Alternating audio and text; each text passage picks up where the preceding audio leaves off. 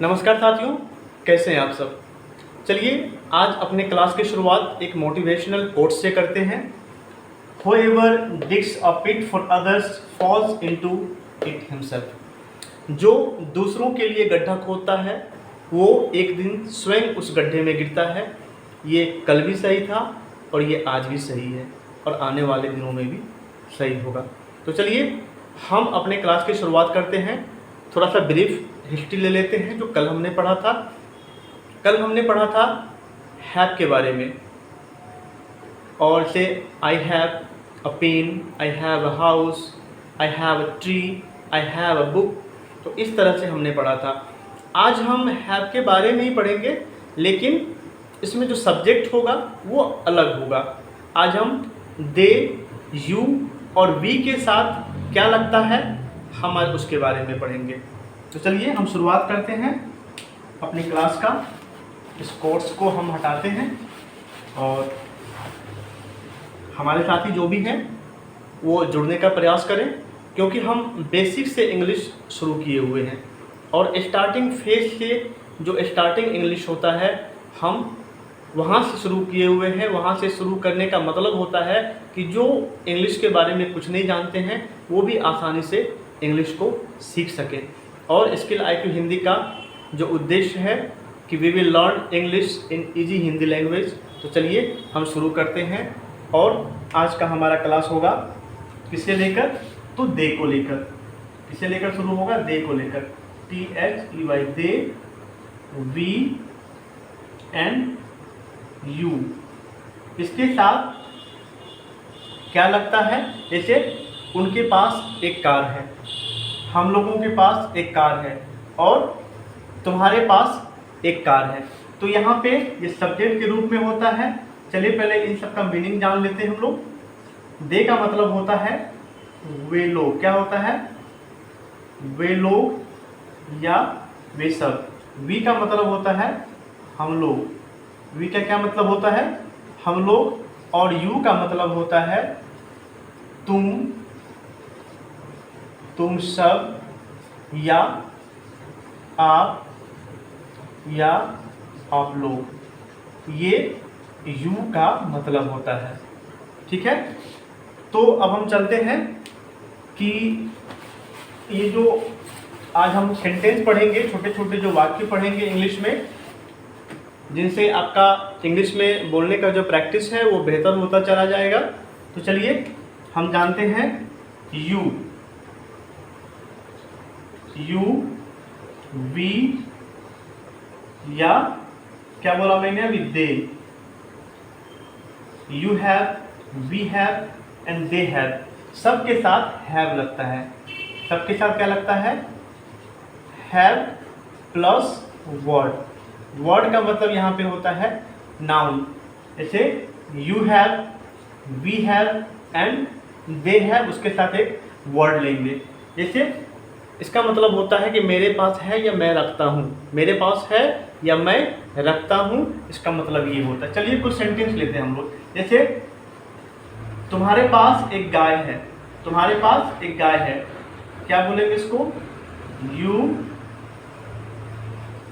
Have a cow. तुम्हारे पास एक गाय है, you have a cow.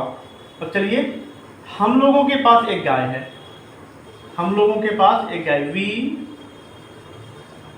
Have a cow.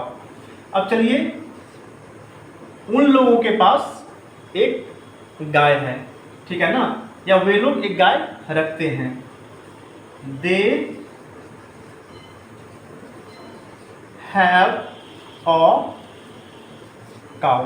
तो चलिए हम यू को मानकर बनाते हैं और वी के साथ भी हैव लगता है और दे के साथ भी हैव लगता है।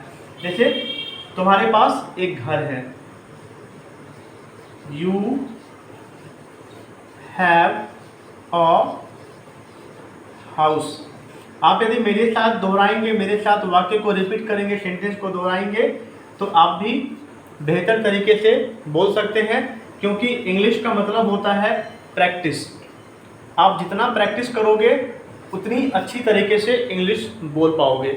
तो you should practice with me, जो मैं कहता हूँ, जो मैं बोलता हूँ, आप इसे दोहराने का प्रयास करो। जैसे मेरे पास एक बेंच है, नहीं, हाँ, आपके पास एक बेंच है या तुम्हारे पास एक बेंच है। You have a bench, BENCH, you have a bench. तो चलिए, जैसे मेरे पास एक घड़ी है, सॉरी, तुम्हारे पास एक घड़ी है, क्योंकि मैंने कल तुम्हारे बताया था मेरे बारे में कि मेरे पास तो आई हैव इसके लिए वो आई हो रहा है, आप इसे यू मानकर चलिए, क्योंकि हमारा क्लास आज यू पे हो रहा है। तुम्हारे पास एक घड़ी है, यू हैव अ वॉच। आज हम 15 से 20 सेंटेंस पढ़ेंगे यू को लेकर। यू के साथ जो हमारा वाव लगता है वो हैव लगता है। आज हम 15 से 20 सेंटेंस सिर्फ यू को लेकर पढ़ेंगे, जिसका मतलब होता है रखना या पास होना। जैसे तुम्हारे पास एक कार है, क्या बोलेंगे? You have a car, you have a car. और जो इंग्लिश में होते कैसे बोलते हैं? यू हैव अ खा, यहाँ पे खा बोलते हैं, आर यहाँ पे साइलेंट होता है, लेकिन हम लोग generally you have a car. जैसे तुम्हारे पास एक रेडियो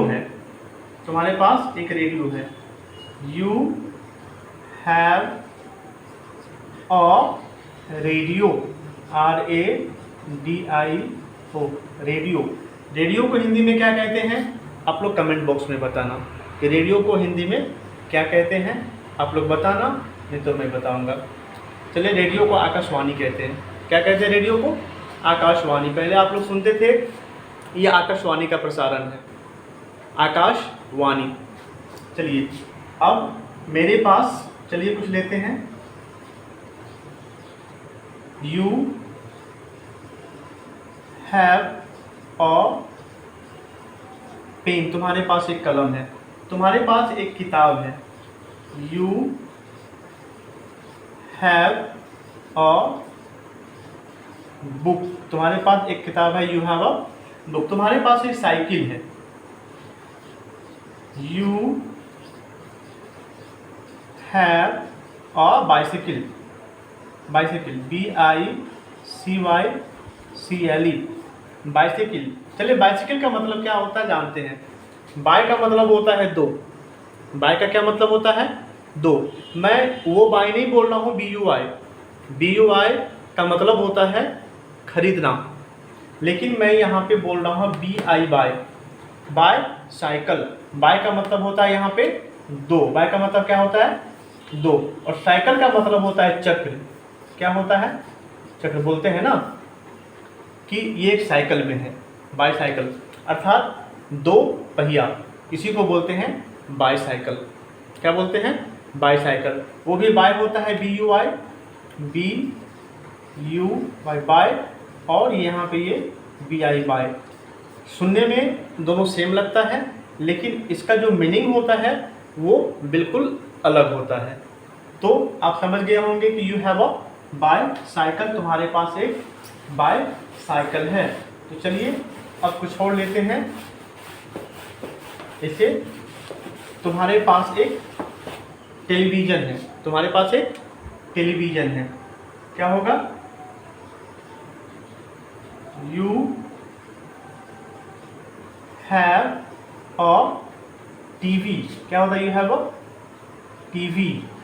अब टीवी को क्या बोलते हैं? Television, TELEVISION,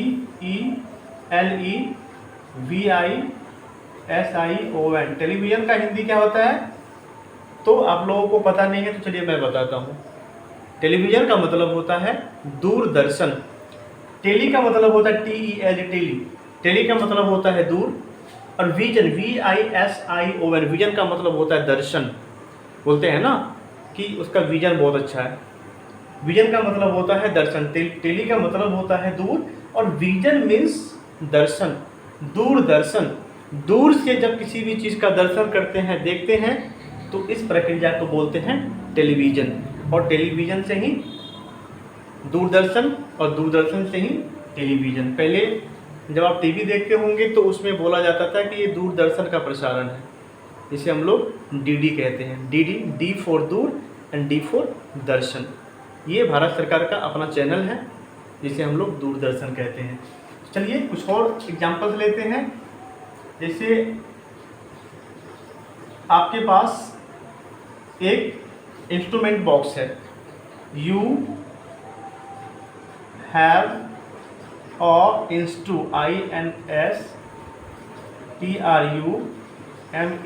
instrument box. तुम्हारे पास एक इंस्ट्रूमेंट बॉक्स है। चलिए जैसे मेरे पास एक, कुछ और लेते हैं, मेरे पास कुछ और, जैसे आप कुछ भी ले सकते हैं। जैसे मेरे पास एक बोर्ड है, आई have a board, I have a board, BOARD। Board का मतलब जैसे आपका इलेक्ट्रिक बोर्ड हो गया, सॉकेट हो गया, इस तरह से। जैसे मेरे पास एक कैमरा स्टैंड है, आई have a camera stand, STAND, I have a camera stand. मेरे पास एक टेबल है, मेरे पास एक टेबल है। तो चलिए आप लोग बनाइए, मेरे पास एक टेबल है, क्या होता है, आप इसे इंग्लिश में कैसे बनाएंगे। कोई आपसे पूछे कि आपके पास एक टेबल है, या तुम्हारे पास एक टेबल है, या तुम लोगों के पास एक टेबल है, तो कैसे बनाओगे आप? चलिए मैं बताता हूँ। वैसे तो आपके लिए इजी होगा। You have a table. जैसे तुम लोगों के पास एक गेंद है, यू हैव अ, गेंद का क्या होता है, बॉल। और बॉल को यदि पैर से मारने वाला हो तो वो हो जाएगा football, FOOT, foot, BALL ball, football. क्या होता है वो, फुटबॉल। चलिए कुछ और एग्जांपल्स लेते हैं। जैसे मेरे पास कुछ भी ले ले, मेरे पास एक शर्ट है, कमीज। तुम्हारे पास, यू हैव अ शर्ट। मेरे पास एक अंगूठी है, सॉरी आपके पास एक अंगूठी है, यू हैव अ रिंग। तो चलिए आशा करता हूँ कि आज यू के बारे में, वी के बारे में और दे के बारे में आप जानें, और इसे यदि आप प्रैक्टिस करेंगे तो आसानी से इंग्लिश बोल सकते हैं। मैं छोटे छोटे कदम इसलिए बढ़ा रहा हूँ, छोटे छोटे सेंटेंस इसलिए ले रहा हूँ, 2 या 3 शब्दों का, ताकि बिगिनर्स के लिए ये बहुत अच्छा होता है।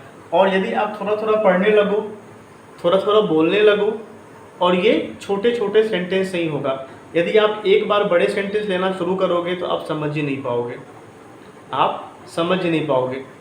यदि मैं बोलूँ महात्मा गांधी के बारे में, Mahatma Gandhi was born on 2 अक्टूबर 1869, तो समझ में नहीं आएगा कि मैं बोल क्या रहा हूँ। तो यदि ऐसे महात्मा, चलिए इस टॉपिक में मैं थोड़ा सा और कुछ बताता हूँ, मैं थोड़ा सा और कुछ आप लोगों को बताने का प्रयास करता हूँ। जैसे कोई नाम लिखना है, जैसे रमेश, RAMESH, रमेश को हिंदी में क्या लिखेंगे, रॉ मोए का तालब स। उसी तरह यदि सुरेश लिखना हो, ये बिगिनर्स के लिए है, तालब दंत हर्षु का रोए का सा, सुरेश क्या लिखेंगे इसको, SURESH, सुरेश। ऐसे महेश लिखना है, महेश, मोह एक तालब स, महेश क्या होगा, MAHESH, महेश। जैसे परेश लिखना हो, परेश, पौरोए का तालब स, परेश क्या होगा, PARESH, परेश। आप इस तरह के जिसके अंत में तालब श हो, ऐसे 10 शब्द लिखने का प्रयास करेंगे। हो सकता है तो कमेंट बॉक्स में आप इसे लिखने का प्रयास करेंगे और लिख के आप मैसेज करेंगे। तो चलिए आज के क्लास में इतना ही, और बने रहिए इसके लाइक हिंदी के साथ। और we will learn English in easy Hindi language.